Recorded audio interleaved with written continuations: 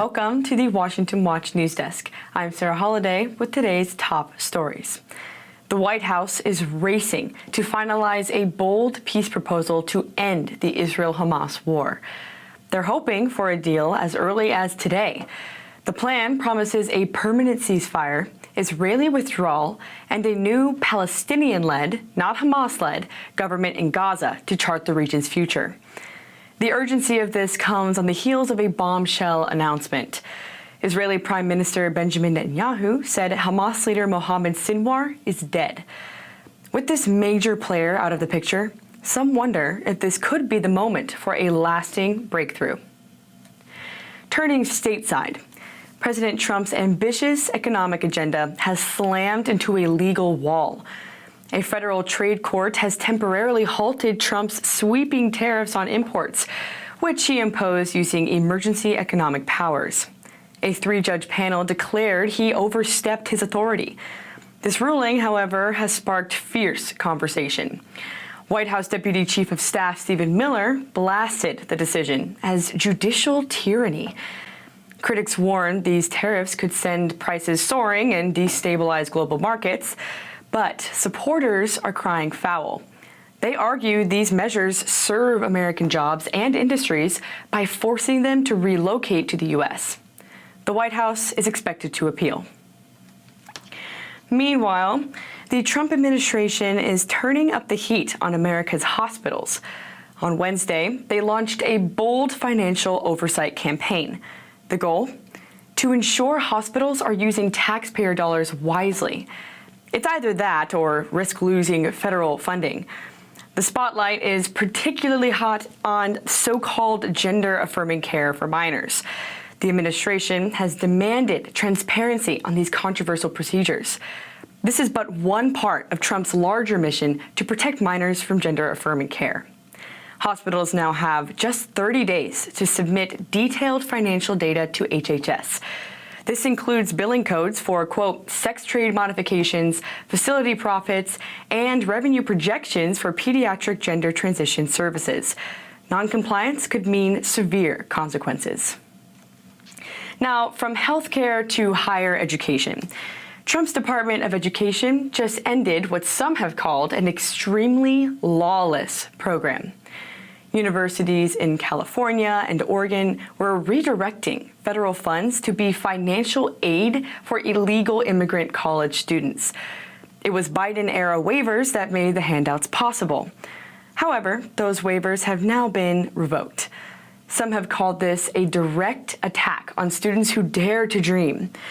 Others argue that illegal immigrants should not benefit from taxpayer dollars in the first place. While we're on the topic of education, there's been a bit of whiplash for San Francisco's public schools. The district pitched this idea that students would not be graded on attendance, effort, or class participation. Under this grading for equity plan, even students with failing grades could graduate. The city's Board of Education wanted it, but they were quickly drowned out by a tidal wave of opposition. Parents and educators from both sides of the aisle erupted in protest. They argued the plan undermines accountability and academic rigor. Even Mayor Daniel Lurie said it would leave students unprepared for the real world. Critics also called it a step backward that devalues hard work and consistency. And so, announced on Tuesday, the proposal was scrapped by late Wednesday.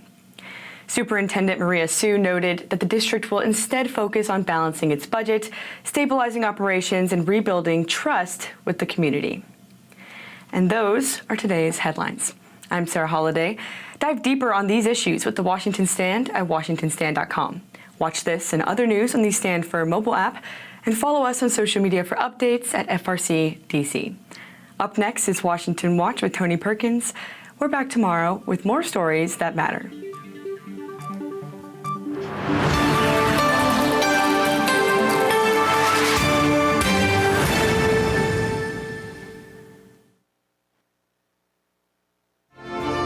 From the heart of our nation's capital in Washington, D.C., bringing compelling interviews, insightful analysis, taking you beyond the headlines and sound bites into conversations with our nation's leaders and newsmakers, all from a biblical worldview. Washington Watch with Tony Perkins starts now. Special Envoy Witkoff and the president submitted a ceasefire proposal to Hamas that Israel backed and supported. Israel signed off on this proposal before it was sent to Hamas. I can also confirm that those discussions are continuing, and we hope that a ceasefire in Gaza will take place so we can return all of the hostages home, and that's been a priority from this administration from the beginning. That was White House Press Secretary Caroline Leavitt earlier today. Welcome to this May 29th edition of Washington Watch. I'm your host, Tony Perkins. Thanks for tuning in. Well, coming up, CBN Middle East Bureau Chief Chris Mitchell joins us live from Jerusalem to unpack reactions to the ceasefire announcement.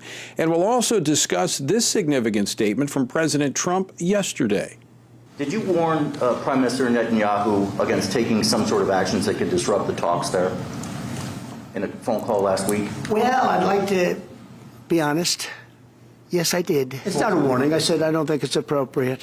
What exactly did you tell him? I just said I don't think it's appropriate. We're having very good discussions with him, and I said I don't think it's appropriate right now. Also, Texas Congressman Nathaniel Moran, a member of the House Select Committee on the Chinese Communist Party, will weigh in on Secretary of State Marco Rubio's announcement yesterday that the U.S. will revoke visas of Chinese students linked to the Chinese Communist Party. And as the Senate debates the one big beautiful bill, the reconciliation bill, Democrats continue to spread the big lie. This bill would cut Medicaid, gut the Affordable Care Act, and slash food assistance. If it passes the Senate, this bill will rip health care away from 14 million people, over 250,000 right here in Massachusetts, all to pay for handouts to billionaires. This Republican bill will raise costs for working families, from groceries to health care to utility bills, while making the richest Americans even richer. That was Massachusetts Senator Elizabeth Warren earlier this week. Analysis actually reveals that cracking down on Medicaid fraud saves taxpayers billions without affecting coverage for those truly in need. We'll dive into this issue and more with Suzanne Bowdy and Mark Tapscott from the Washington Stand. And let me ask you a question. Have you taken the 21-day Matthew Challenge? All right, well, join FRC in the 21-day Bible reading challenge, going through the book of Matthew, beginning June the 11th. It's a great way to kick off the summer as a family. Text Matthew to 67742 and join thousands of others as we read through the book of Matthew. Text Matthew to 67742. Well, Secretary of State Marco Rubio announced yesterday that the U.S. will begin revoking visas of some Chinese students, those with links to the Chinese Communist Party, and those in critical fields of study that can be exploited by the CCP.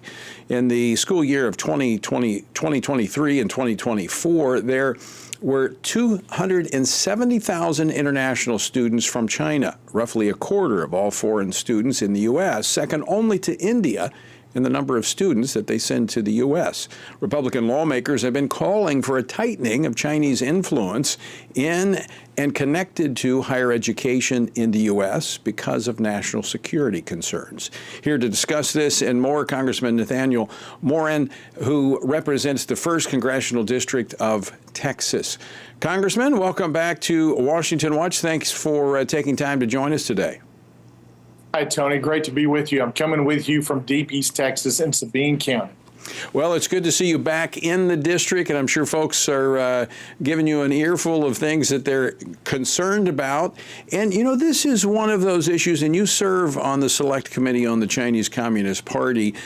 Maybe has it risen to the highest level of understanding, but it's one that those who know about it are concerned about it.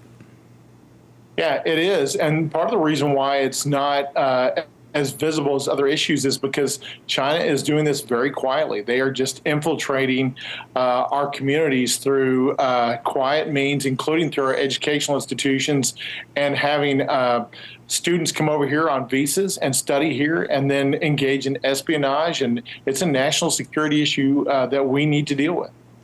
Now, the Republican Congress has been holding hearings on this. We've been looking into it, and we have seen very clearly how the Chinese government has used its influence on these institutions. In fact, this was a part of the justification for cutting off Harvard from foreign students. I mean, how significant of a threat is this to national security? Well, it's a very significant threat because we're talking about some of our top research institutions in the country, many of whom are engaged in research that impacts national security matters. And what happens is these institutions become reliant upon and dependent upon money and students coming from China to fund the research that they're wanting to take place, or to build buildings, or to do whatever's happening on the college campuses. And they like that. They like the dollars. And they're willing to then grant access to student data, to all kinds of things that are going on that China doesn't have any business knowing, including the research results. So they're taking our innovation and our technology out of our universities and back to China. You know, I mentioned Harvard last week. Secretary of Homeland Security Kristi Noem actually accused Harvard of, quote, coordinating with the Chinese Communist Party, citing some of the research collaborations that you mentioned with Chinese scholars. Yeah, when you hear the rhetoric that's coming out of some of these long-standing research institutions in the United States, the rhetoric seems overtly anti-American, and they are cozying up to countries in this world that are not our allies, that do not have the same strategic interests as us. And that is becoming a bigger and bigger problem. And now we're seeing the results of it, because now technology in China is advancing as quickly or more quickly in a lot of areas than here in the United States. And it's because they're using our educational institutions to do a lot of that. Now, I know we're focused on China, and during the first administration of the Trump presidency, the Education Department opened to 19 different investigations into foreign funding of U.S. universities, and they found that those universities are actually underreporting the foreign money that were flowing into those institutions. China, one of those, Russia, one of those. But we also have some of these countries in the Middle East that are putting money into these educational institutions. Qatar, Saudi Arabia. Are we concerned about that as well? Well, we should be, and there should be lots of transparency. There needs to be more accountability for these universities. I was on the Education and Workforce Committee last session, and we had some hearings on this matter. And the problem was that the statutes that required reporting by these colleges and universities did not have any accountability teeth to them, so that if they didn't report them, and many of them did not report these contracts or the monies that they got from foreign entities of concern, then what was happening was basically they would just apologize, and then they would continue to either underreport or not report at all. There needs to be some accountability to say, look, if you're not transparent about the money you're getting from any foreign entity, then we're going to stop the flow of any federal monies to your college or your university, or there's going to be additional civil or criminal penalties, because unless there's an enforcement mechanism, there will not be compliance by these universities that don't want to do it. Congressman Moran, let me ask you about, switch gears a little bit here. I played this clip at the top of the program yesterday. The president responding to a question from a reporter regarding a conversation he had last week with Israeli Prime Minister Benjamin Netanyahu, asking him to hold off on striking Iran's nuclear facilities. What do we know about that? Well, look, this is a big problem for us. I've said before on this program, and even going back into last year, how close Iran was to getting full nuclear capabilities to build a bomb. You know, the two targets are either going to be Israel or the United States, or both. I don't blame Israel for wanting to have strategic strikes on these nuclear facilities. In fact, I support that measure. I think that will send the greatest message to get the negotiation that we need. If the president is getting far in his negotiation with Iran, I understand potentially the request to hold off for a bit. But boy, they are within inches of getting a nuclear bomb, and we cannot allow that to happen. We can't. And a strategic strike or two or three on their nuclear facilities is what's going to be needed at some point in the future. Iran has proven that they are not trustworthy with negotiations. We've been down this road before, and we've been burnt by this before. And so I trust President Trump in negotiations as much as anybody. But we want to see some proof out of Iran, or we need to take quick action, or at least support action by Israel. Well, underscoring your concerns that you've just expressed there, Congressman, I mean, I think Israel has been dispatching some of their top officials over to the United States to meet in the White House. I think, you know, this is all speculation because I'm not in the meetings, but sharing intelligence and information they have on the progress that Iran is making. And they seem to be pretty antsy that they need that the window to move is now, and it's not going to be there for very long.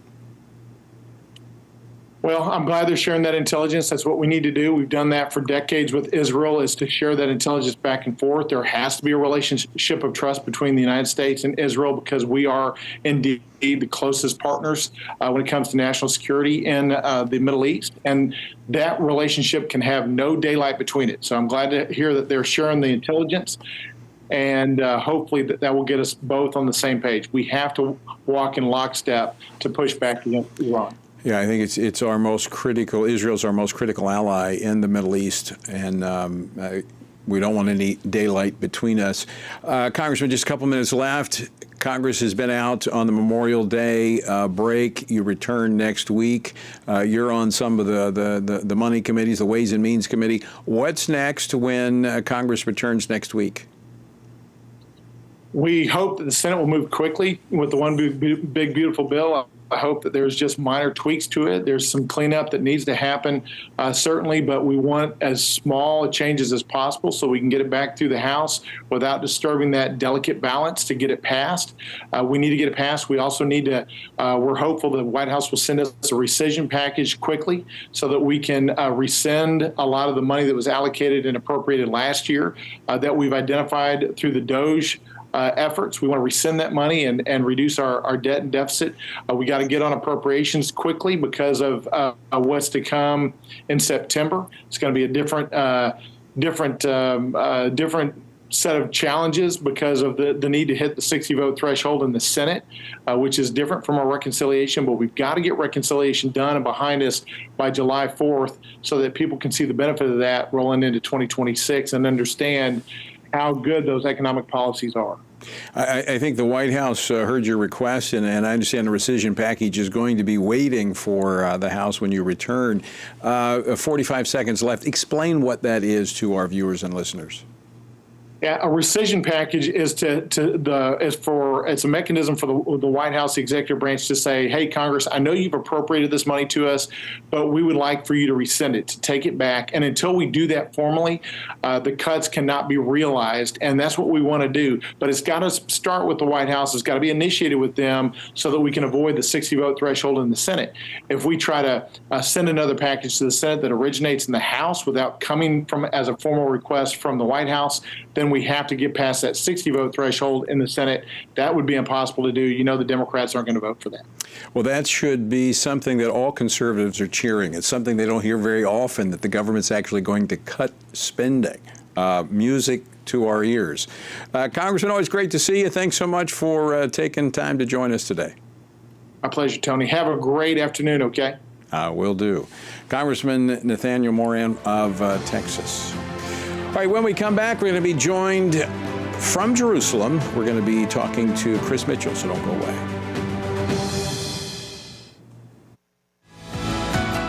Hello, I'm Tony Perkins, and we're here in Jerusalem, the city of King David. And I'm excited to announce the launch of our Family Bible Challenge to read through the Gospel of Matthew. Now, this 21-day challenge begins on June the 11th, and it's a part of our Stand on the Word Bible reading plan. It's in bite-sized readings. It takes about 10 to 15 minutes a day, and we provide a toolbox full of resources to help you along the journey, including a study guide titled Matthew, the King and His Kingdom. We also provide downloadable resources such as age-appropriate questions to engage children, and we have a variety of family-friendly projects as well as this. Listen, a coloring book, coloring pages about the life of Jesus for the younger kids and your grandkids. Think about it. What could be a better summer activity than to go on a journey through the life of Jesus as a family?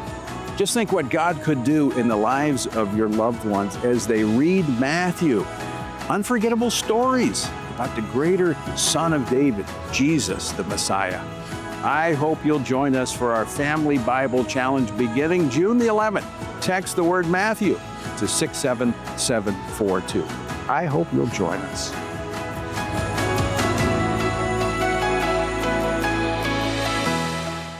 In a time when Washington seems clouded by compromise, a bold group of lawmakers are standing firm in defense of the values which our nation was built upon. At FRC Action's 100% Awards, 171 members of Congress were honored for voting 100% in line with policies that promote faith, family, and freedom.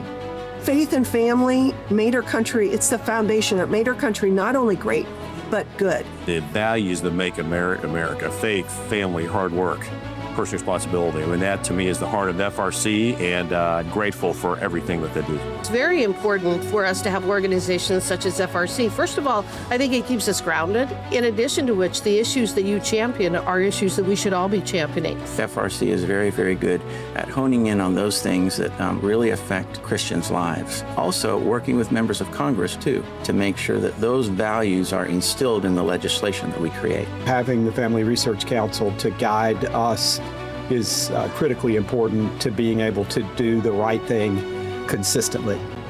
These lawmakers have drawn the line, not just in policy, but in principle.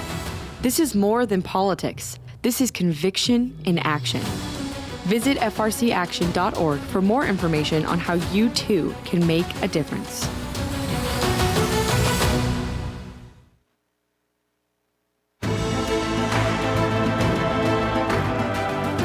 Welcome back to Washington Watch. Thanks so much for joining us. The website, TonyPerkins.com. Better yet, download the Stand Firm app.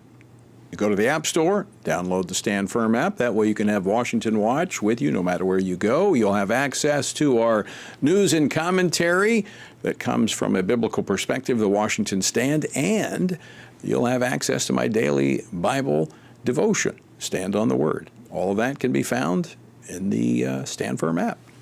All right, yesterday at the swearing-in ceremony of the new U.S. Attorney for the District of Columbia, President Trump responded to a question by a reporter. Did you warn Prime Minister Netanyahu against taking some sort of actions that could disrupt the talks there in a phone call last week? Well, I'd like to be honest. Yes, I did. It's not a warning. I said I don't think it's appropriate. What exactly did you tell him? I just said I don't think it's appropriate. We're having very good discussions with him, and I said I don't think it's appropriate right now. Wow. How was that revelation received in Israel? Here to tell us, Chris Mitchell with CBN. He's the Middle East Bureau Chief in Jerusalem. Chris, welcome back to Washington Watch. Great to be with you, Tony. Before we jump into this topic, you are at the closing evening event at the Jerusalem Prayer Breakfast, which has been going on all week. How has that been? Well, it's a great event, Tony, and I know you've been here at times, and our good friend Michelle Bachmann is one of the co-founders. This is the 9th annual Jerusalem Prayer Breakfast. 40 nations are represented here tonight, where they have come to pray for the peace of Jerusalem, to stand with Israel, and just a few minutes ago they were praying for Africa. So it's really a wonderful event that just brings people together, and it's recognized by many official leaders here in Israel. Now, is at the David Citadel, or which hotel are you at? Well, this is the Waldorf Astoria. This is where it usually is held here, and it's a beautiful place. And quite an event, very moving event. Earlier today, U.S. Ambassador Mike Huckabee gave an address, and he talked about the importance of standing with Israel and important standing with the biblical heartland of Israel, Judea and Samaria.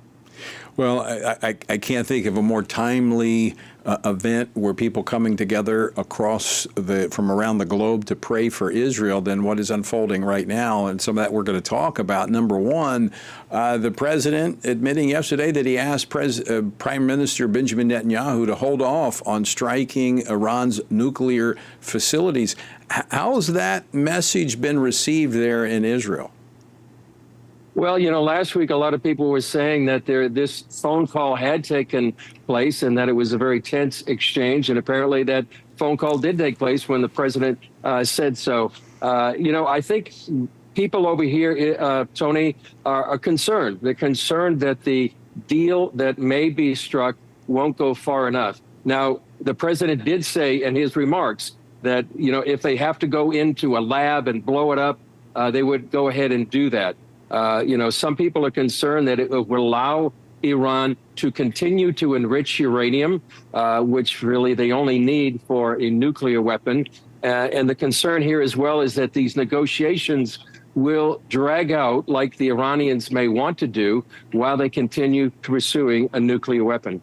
The other concern, Tony, is that ideologically and even in the theology, that Iranians are unwilling to give up their nuclear ambitions. They want to use that to have sort of this nuclear umbrella over the Middle East. They've lost much of their proxies that they've built up for years. They've lost Hamas and Hezbollah, even the Houthis, as sort of legitimate threats against Israel. The only one they have left is a nuclear arsenal or weapons, and so that's the real concern.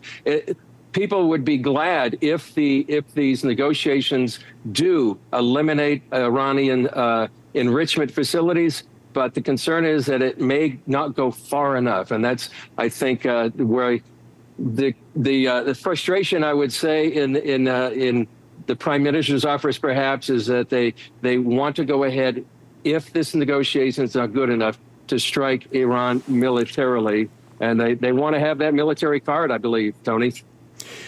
Chris, we've talked about this a lot. This is something that I discuss a lot on the program, about this window in which Iran may move forward with enriching the uranium, being able to deliver a nuclear device, and then Israel having weakened Iran's air defenses, that window could be closing. Now, obviously, we don't have access to all of the conversations that are taking place or the intelligence, but just reading the body language and the movements, we've seen a uptick in the number of visits that Israeli high officials have been making to the U.S., to Washington, D.C., to meet with the White House, supposedly to deliver intel, I think trying to convince the White House that now is the time to move. So I would think that there is a lot of pressure, I think, on Netanyahu to do something and do something soon. I think so, too. And I remember, Tony, that Prime Minister Netanyahu has been warning about a nuclear Iran for decades. Famously, he's been at the UN and sometimes bringing these crude cartoons like a bomb that just showing how close Iran is to a nuclear weapon. So right now, it seemed after the election and after the inauguration of President Trump, there was a sense here in Israel that maybe this is the time and the opportunity, along with the United States, to go ahead and just destroy Iran's nuclear facilities. And as you said, the window seems to be closing. The air defenses of Iran had been destroyed to a large degree last year, in attacks both in April and October. And yet, right now, the estimates that Iran could have enough enriched uranium to military grade, and that could only take a matter of days or a few weeks, enough to build maybe a number, maybe as far as 10 nuclear bombs. Now, still, they have to make sure they miniaturize it and put it on a ballistic missile. Some people say that could take a year. But still, it's very, very close for Iran to getting what they have had the ambition for many, many years to get a nuclear weapon. All right, Chris, we're up against a break here in just a minute. We're going to have to go to a break. But when we come back, I want to talk about news today. The White House announcing that Israel had signed off on a ceasefire proposal that the U.S. has presented to Hamas. Now, Hamas has not yet agreed to these terms.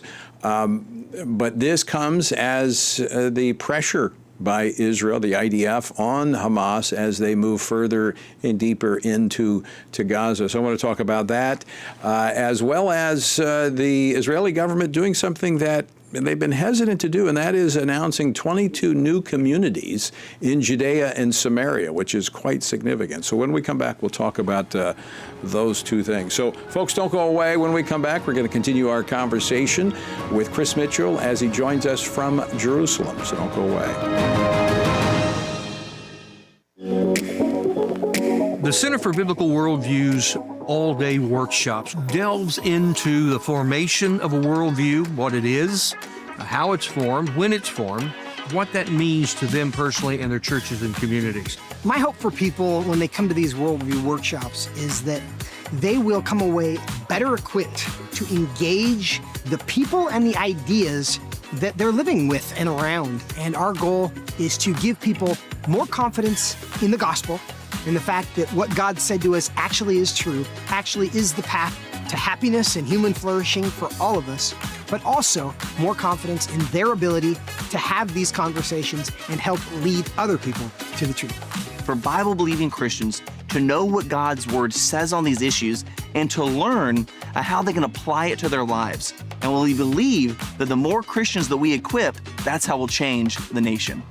Hey fam, listen, Pastor Sammy here at Lighthouse Church, and I cannot tell you how equipping, how empowering, how incredibly educating this conference has been. And so I just want to encourage anybody that either has not been part of or is thinking about hosting this event, certainly to pastors, leaders, even CEOs for that matter. This conference is lights out. I stand behind it myself. I can't commend it enough. We're going to be talking about this for some time to come. The culture is kind of squeezing in on us as God's people, forcing those of us with biblical views to change those views or to suppress those views.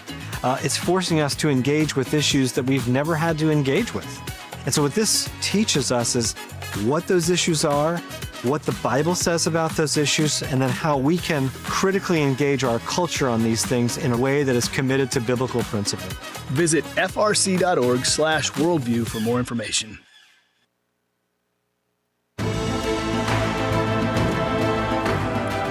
Welcome back to Washington Watch. Thanks for tuning in and being a part of the program. All right, we're continuing our conversation with CBN's Middle East Bureau Chief, Chris Mitchell, who joins us from Jerusalem. Chris, thanks for sticking around. So let's go to this proposed ceasefire. I mean, we've heard this before. Israeli officials have apparently signed off on this agreement that Witkoff has been working on. Hamas not yet responding. What do you say? Well, it looks like there may be a 45 or 60-day ceasefire. We don't know all the details right now, and maybe as many as 10 live hostages released, and whether or not Hamas accepts it or not. But it seems to be there may be the same sticking points that have been for many months. Israel is willing to have a temporary ceasefire, but it doesn't want to have a permanent ceasefire, which is something Hamas has been asking for from the very beginning, and a withdrawal of all the IDF troops. And as you say, the context that's going on right now is Israel is into its second week of what they call Gideon's chariots, where they're not only just coming in special operations, but they're coming to control and as much as 75% of the Gaza Strip in the next 2 months. Right now, they control about 40% of the land. And Hamas is really reeling right now, Tony. Much of their leadership has been eliminated. And there's a humanitarian aid drive right now, sponsored by the United States, protected by Israel, where many of the people of Gaza can come and get humanitarian aid separate from Hamas. And what this is doing is weakening their control over the population. So the combination of the humanitarian aid and the military campaign right now and the elimination of much of Hamas's leadership is really putting a lot of pressure on Hamas. Maybe they'll accept this deal that has been approved by the United States and Israel, but remains to be seen if they're willing to have this temporary ceasefire and give back maybe at least half of the alive hostages. Chris, you're in a very unique position being there in Jerusalem. You know what's happening there on the ground in Israel, but you also are frequently back in the United States and you have your ear to the ground internationally. My take on this is that this is really the last chance for Israel to eliminate Hamas. This has been going on for 18 months. We've been in and out, off and on again. And I think every time the criticism of Israel, like the humanitarian aspects of this, only intensifies. I don't think there's another bite at the apple left. Yeah, we've been talking about this ourselves over here, Tony. Somebody said that what would happen if the U.S. Army stopped on the Rhine River and had a ceasefire with Nazi Germany. That is comparable, but right now you have to add the hostages, which is quite an emotional topic, and how many Israelis want to make sure that we just stop the war and get all the hostages. But right now it seems like Israel really has an opportunity to finally defeat Hamas. They have a strategy with this Gideon's chariot that seems to be working very well, and Hamas seems to be getting more and more pressure, not only geographically and squeezed into tighter areas, but also the elimination of many of its infrastructure and leaders. So the sense by some, I would say some over here, Tony, is that Israel needs to finish the job and win the war. It's so important not only for the people of Israel to have a safe place living beside the Gaza Strip, but also internationally, that anything less than a win would give what some people call a tailwind to radical Islam around the world. Switching gears in a related topic, in the wake of October the 7th, there's a greater awareness of the threats, the security vulnerability that Israel has. And I think it was today or late yesterday, the defense minister, Israel Katz, announcing that there was going to be new Jewish communities established in Judea and Samaria. I mean, this is when we were with you over in Israel just a few weeks ago. We were in Judea and Samaria, and there is an effort there to try to have a stronger presence of the Jewish community to hold back the terrorist activity. This has got to be good news to those living in Judea and Samaria. Very good news for them. And Israel Katz also said that it was sort of an anchor into the historical land of the Jewish people from millennia. And some of these communities, Tony, were actually given back in 2005. That was the Gaza disengagement that came out of 9,000 Jewish people out of Gaza, and also some communities in northern Samaria. And now this is a really historic reversal of what happened back 20 years ago, and also really putting deeper roots into the biblical heartland, Judea and Samaria. The world calls the West Bank, but if you look back millennia, that's really a misnomer. This is the Jewish land of the patriarchs and the prophets, and our Bible comes from this land. And so they're doing something that's really historic, and announcing these 22 communities that can be established, and sometimes some next to the Jordan border, and also others in around Judea and Samaria. So this is both a security issue as well as an identity issue. This is taking back the land that, as you pointed out, historically has been theirs. I mean, this is where the term Jew came from, Judea. This is it's significant on multiple fronts. We've got about 30 seconds left. Any pushback to this announcement? Not as much as you would expect, Tony. I don't think so. And as we're here at the Jerusalem Prayer Breakfast, I think it's a great reminder for people listening to pray for the peace of Jerusalem, to pray for the leaders, the wisdom for the leaders here in Israel, and also pray for the White House and President Trump, that these are making historic decisions, really, with terms of Iran, Gaza, the Judea and Samaria, really a time to be praying for the peace of Jerusalem and for leaders, as Paul has encouraged us to do. Well, Chris, every time we talk to you, we get our prayer homework. So thanks so much for joining us. Chris, always great to see you. Folks, stick around. We're back with more after this. Family Research Council is committed to advancing faith, family, and freedom from the East Coast to the West. So FRC is going to Southern California for this year's Pray, Vote, Stand Summit, October 17th and 18th at Calvary Chapel, Chino Hills. Join us for this powerful gathering of Christians desiring cultural renewal and spiritual revival.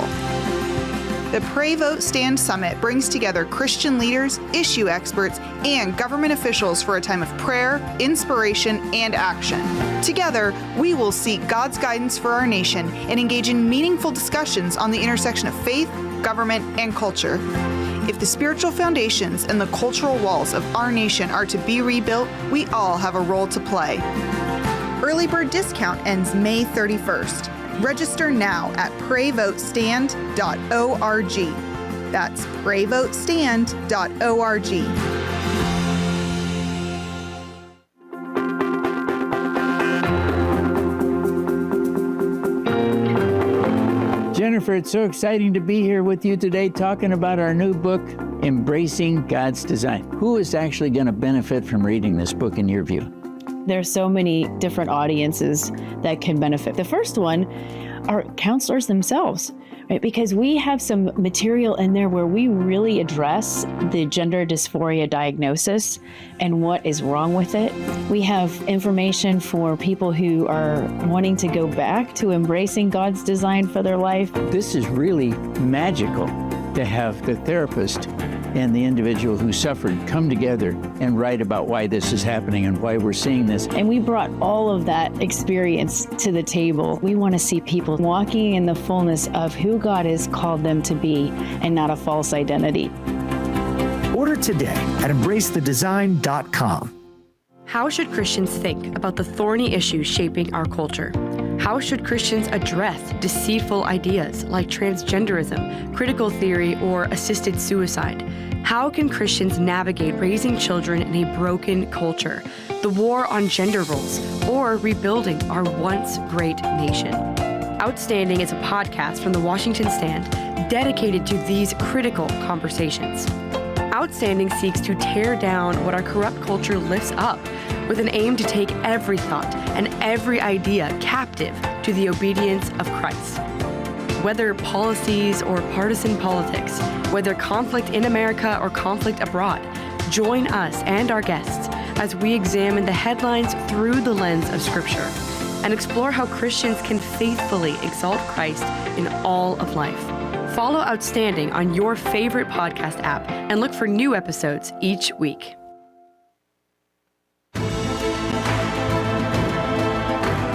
Welcome back to Washington Watch. Again, let me encourage you to join FRC for a 21-day family Bible challenge through the book of Matthew. It starts June the 11th. It's a part of our Stand on the Word Bible reading plan, and we're moving into the New Testament. And this is a great time for you and your family to join us if you're not already a part of the journey. And it comes with lots of resources. It has a reading guide, so it's about 10 to 15 minutes of reading a day. We've got a study guide, weekly discussion, questions, kid-friendly activities, and more. So start off the summer in a good way.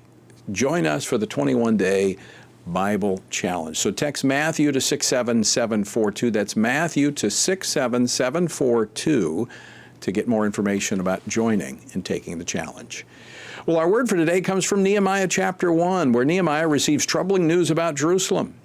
Hananiah, one of my brethren, came with me with men from Judah, and I asked him concerning the Jews who had escaped, who had survived the captivity, and concerning Jerusalem. They said to me, the survivors left from the captivity are in great distress and reproach. The wall of Jerusalem is broken down and its gates burned with fire.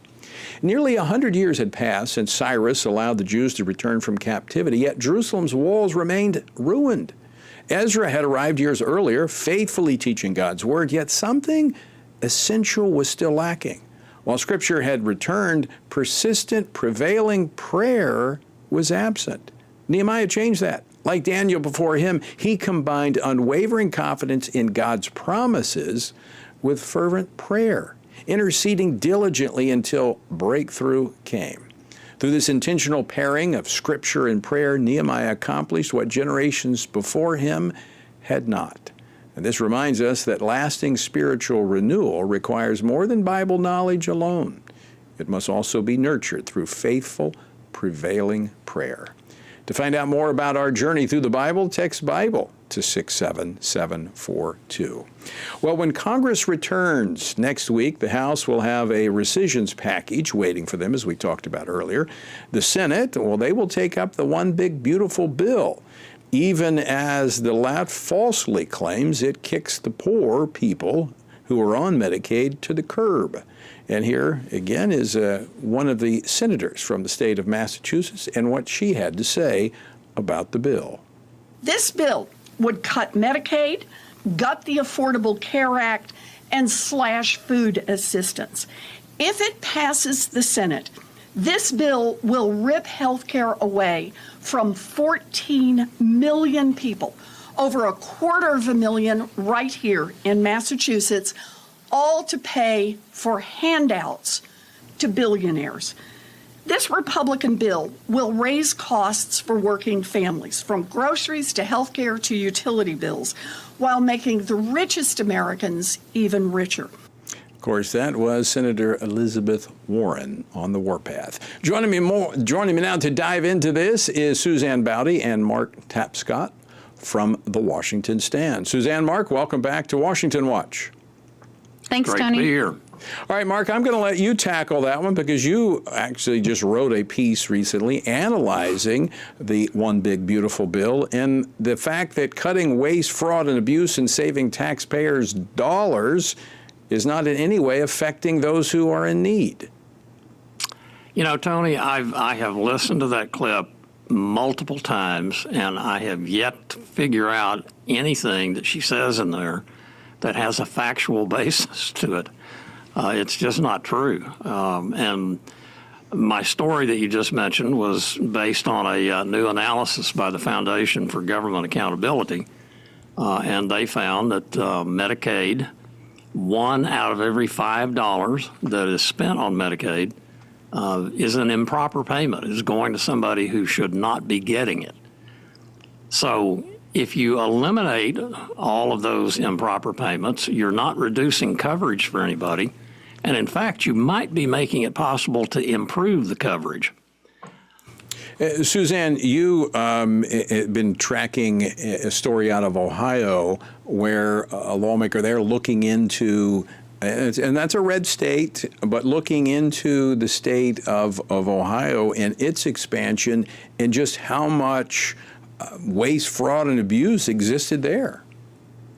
Right, and this is just a microcosm of the federal problem that we're talking about here, but a state representative there said, wow, if there's this much abuse going on at the federal level, let's take a look at Ohio. And what he found was that 30% of the people on Ohio's Medicaid were actually ineligible people. Now, this means that beyond the expansion of Medicaid, these were ineligible beyond even the Democrats' expansion of that.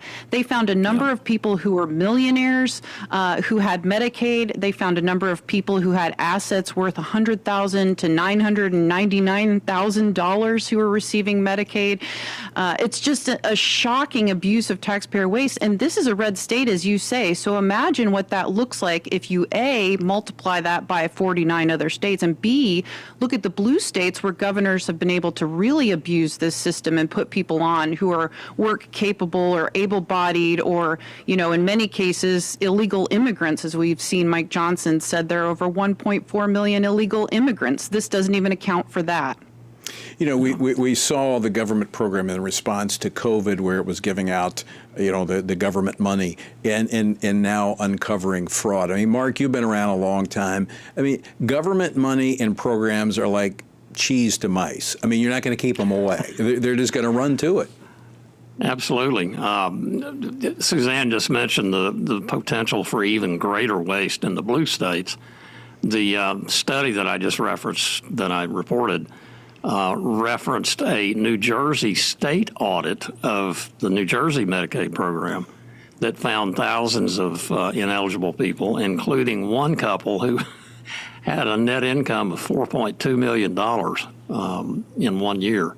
So that right there, you know, when government spends money, the word accountability disappears. And that, from my understanding, that is what the big, beautiful bill that we're now looking at, watching in Congress, is intended to begin changing. So let me ask you this, Mark, and then I'm going to ask you, Suzanne, the same question. Is the bill that passed the House that was shepherded by the House Speaker Mike Johnson, is it on the right track?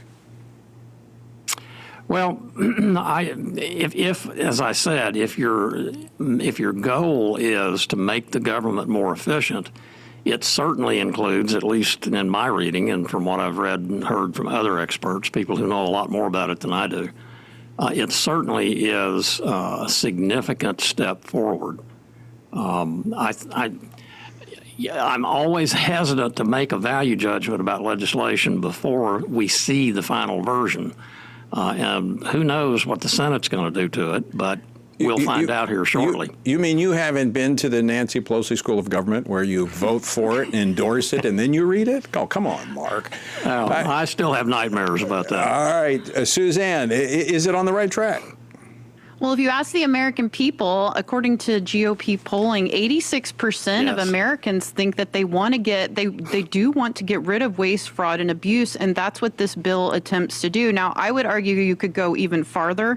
I know some senators on the Republican side are saying what the House has done is too much. I honestly think that they could claw back even the expansion that happened under the COVID era and under the Biden era, where you're having people on who don't need the care and you're actually depriving people who do of that care because you've so bloated the system. So yes, I agree with Mark. It's on the right track, but it could do more. Yes, honestly. I mean, it's balancing. The most.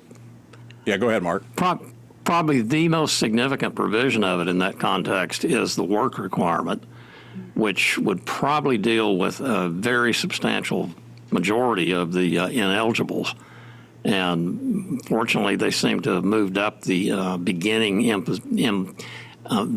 time to begin the yes, they work did. requirement. That was kind of in the manager's amendment at the very end.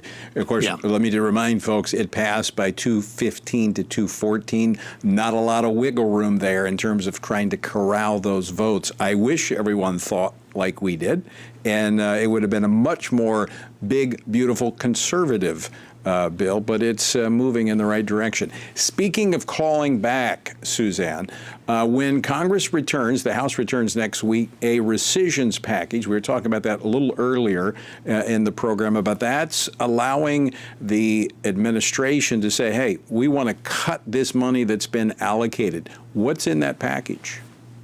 Well, it's really interesting. Today and this week are part of the last days of Elon Musk's tenure at DOGE. He only has 130 days under the position he was appointed to by federal law. So this rescissions package comes as he's exiting, and it does puts into motion some of the cuts that he envisioned. Now, this is a $9.4 billion package. And as we've talked about before on the show, rescissions is a process whereby the president could submit a list of budget items that have already been approved by Congress, and he can say, hey, take another look at this. We want to claw this back. The House has House and Senate both have 45 days to do that. The clock will start ticking when he drops the package on Monday. Some of the things that are in it are really great wins for conservatives, including defunding NPR, the Corporation for Public Broadcasting. They're taking a hit at USAID. There was a lot of fraud, waste, and abuse that was outrageous in that State Department agency. So there are a lot of really good things in this package. It's been long awaited for. This has been about a 6-week process where Trump and Russell Vogt have been talking with both sides of Congress to figure out where they should really target these cuts. You know, it's been a long time to get it into the House, but it's been even longer that conservatives have been talking about these things. Mark, you've been around D.C. a while. You've heard, people make campaign pledges and promises, and we even heard some of this in the first Trump administration, but they're doing it. This is happening. What's the difference? Well, it's interesting. In 2018, I believe, the first Trump administration submitted a $15 billion rescission package. It passed the House by a small margin, but it was rejected in the Senate largely because Senator Collins from Maine and Senator Burr, who's censure-tired, from North Carolina, voted with the Democrats to kill the rescission package. So I kind of understand the reluctance that we're seeing here in submitting only a $9.4 billion package. One hopes that if this gets through, and I suspect that it will, there will be additional packages to come, and that would be a good thing. Well, just the fact that we're taking on NPR, we're taking on these government entities that have been around forever. That everybody likes to talk about them on the campaign trail, but very few actually want to follow through. President Trump is doing that, to his credit. It's quite refreshing. Speaking of budget and financial stewardship, there are moral implications, and those moral lines are more clear when you consider the Secretary of Health and Human Services, Robert Kennedy's recent announcement to stop further gender transition procedures from minors, which many of them are occurring at taxpayer expense. He's now looking at more reporting to see where this money is going. Tell us about that, Suzanne. I think a lot of people wondered, what would the RFK tenure look like? And so far it's been very consistent, at least on the gender transition side, with Trump's position, which is there's no place in government for taxpayer funding for gender transition surgeries for minors or for adults, as we've seen in the big beautiful bill, which cuts both of those little enclaves out.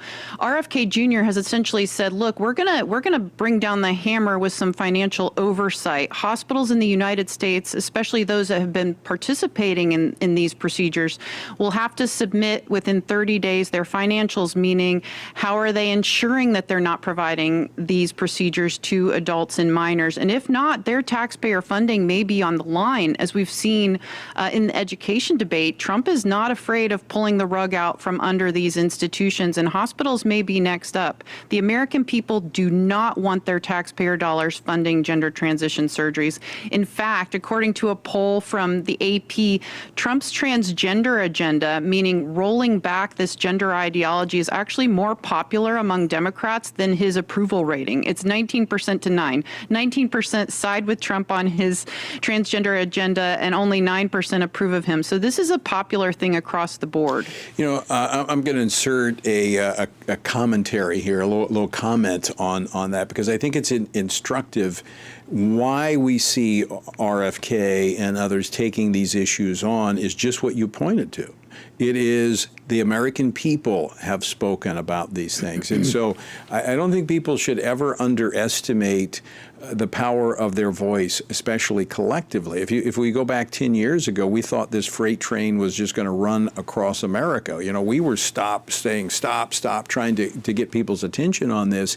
And it finally pivoted, and people said when it came home, in schools where parents were showing up to school board meetings because of bathroom policies and sports.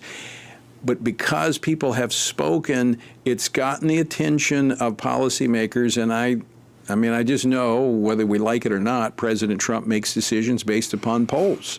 And that's why we see his entire administration so aggressively pursuing this. So I just wanted to add that comment. We've got just about a minute left. Mark, I'll give you 15 seconds. Suzanne, you get 15 as well. Mark, go first. Latest poll from Tony Fabrizio shows that marginal voters in 72 contested congressional districts overwhelmingly by 2 and 3 to 1 support Trump's major initiatives. That's got to bode well for Republicans going into the midterm, don't you think, Suzanne? Absolutely. They need to keep leaning into these social issues that are doing well for them. Even abortion is being quietly questioned among the Democratic Party insiders. Have we gone too far? And we would say they certainly have on this and other issues. Yeah, and that's an area that this administration and some Republicans are still timid on, and they need to get bold, because you can never go wrong by being on the right side. Suzanne, Amen. Mark, always great to see you. Thanks for joining me today. Thanks, Tony. Great to be here. And folks, I encourage you to check out the Washington Stand. Get the app, the Stand Firm app, and you'll have access to it.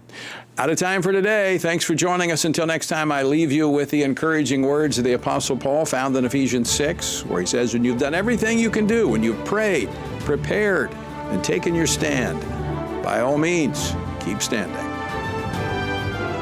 Washington Watch with Tony Perkins is brought to you by Family Research Council and is entirely listener-supported. Portions of the show discussing candidates are brought to you by Family Research Council Action.